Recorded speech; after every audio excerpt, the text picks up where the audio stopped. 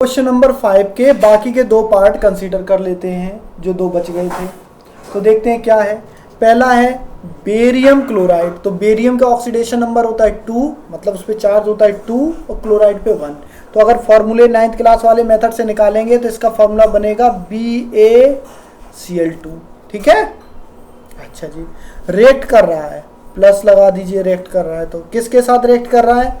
Aluminium sulphate. तो aluminium का याद कर लीजिए 3 था, सल्फेट का 2 था, आपस में क्रॉस मल्टीप्लाई करते थे क्लास 9th में। तो फॉर्मूला आता था Al2SO4 का होल थ्राइस। ये मैंने कई बार समझाया आप लोगों को क्लास 9th में।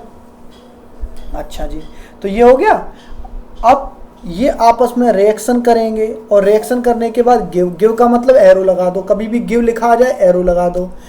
गिव क्या करता है? Aluminium chloride. तो एल्युमिनियम क्लोराइड का फार्मूला क्या होगा?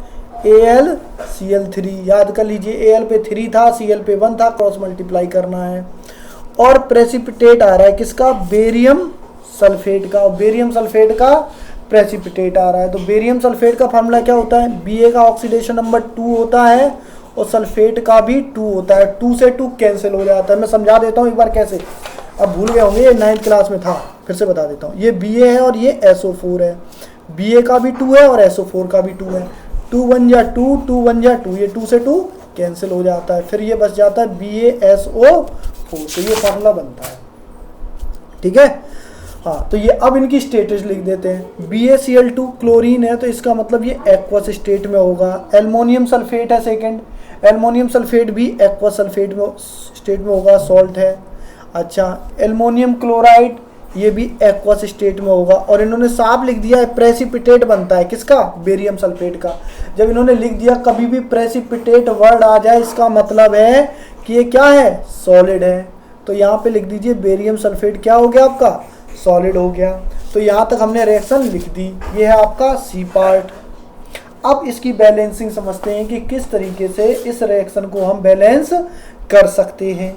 तो फटाफट हम करते क्या है, लिख लेते हैं। Ba यहाँ पर भी एक है और Ba इधर भी एक है। ध्यान से देख लीजिए, Ba लेफ्ट हैंड साइड में भी एक है, राइट हैंड साइड में भी एक है। ये भी है, राइट हैंड साइड में ये भी है।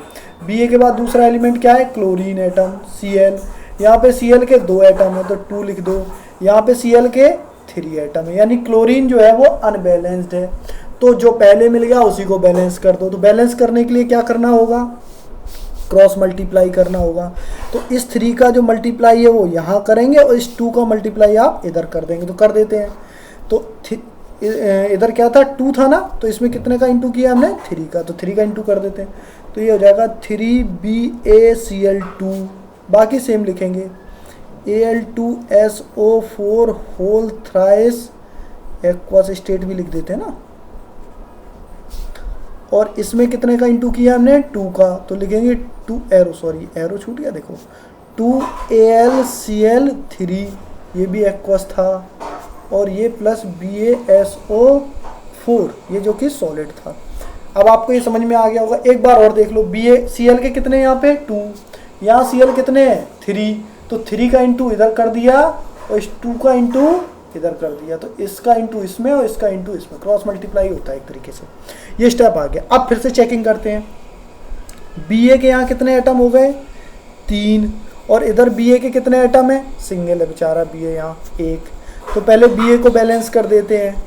तो 3BaCl2 एक्वस प्लस Al2SO4 का whole thrice arrow 2AlCl3 aqueous और प्लस 3BaSO4 सॉलिड है ये। अब समझ में आ गया होगा आपका 3 क्यों किया? क्योंकि इसमें मुझे कितने का इंटू करना पड़ेगा? 3 का। अब देखिए Ba बैलेंस हो गया। फिर से देख लीजिए, Ba के यहाँ पर कितने हैं? 3, ये 3 है ना, इंटू हो जाता है, 3 बन जा 3। और यहाँ Ba के कितने हैं? 3। तो दोनों और 3 3 हो गए। तो Ba आपका बैलेंस हो गया। क्लोरीन चेक कर लीजिए फिर से, 3 2 जा 6, 2 3 जा 6, क्लोरीन भी बैलेंस है। अच्छा, इसके बाद एल्यूमिनियम देख लेते हैं।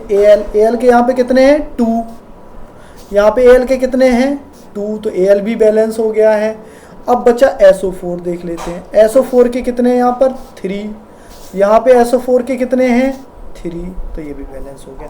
इसका मतलब ये हमारी केमिकल रिएक्शन कंप्लीटली बैलेंस्ड हो गई है। ठीक है, अब इसके बाद इसका डी पार्ट भी देख लेते हैं फटाफट।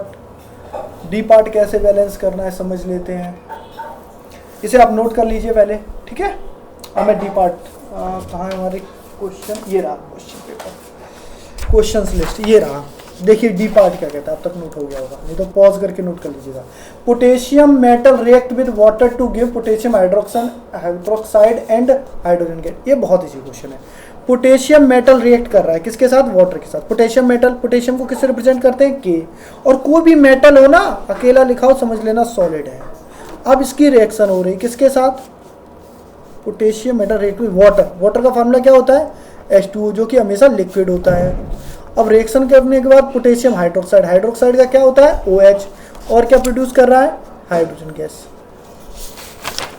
ये रिएक्शन है आपकी। ठीक है, अच्छा हाइड्रोजन गैस है तो यहाँ G लिख दो, और KOH क्या होगा, एक्वस सॉल्यूशन है तो AQ लिखेंगे, ये AQ है, दिखाई नहीं दे रहा ठीक से।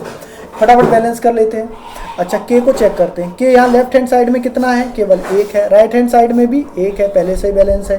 K के बाद हाइड्रोजन देखते हैं, हाइड्रोजन इधर कितने हैं 2, इधर एक हाइड्रोजन यहाँ है, 2 हाइड्रोजन यहाँ है, तो 2 और 1 3 हाइड्रोजन, तो हाइड्रोजन अनबैलेंस्ड है, तो इसे बैलेंस कर देते हैं।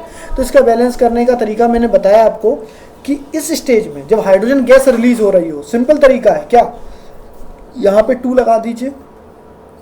अब ये कितने हो गए हाइड्रोजन, 4 हो गए, ठीक है ना, और 2 यहाँ लगा दीजिए। इस हाइड्रोजन को आप टच नहीं करेंगे जब भी हाइड्रोजन गैस निकल रही है, सिंपल तरीका है।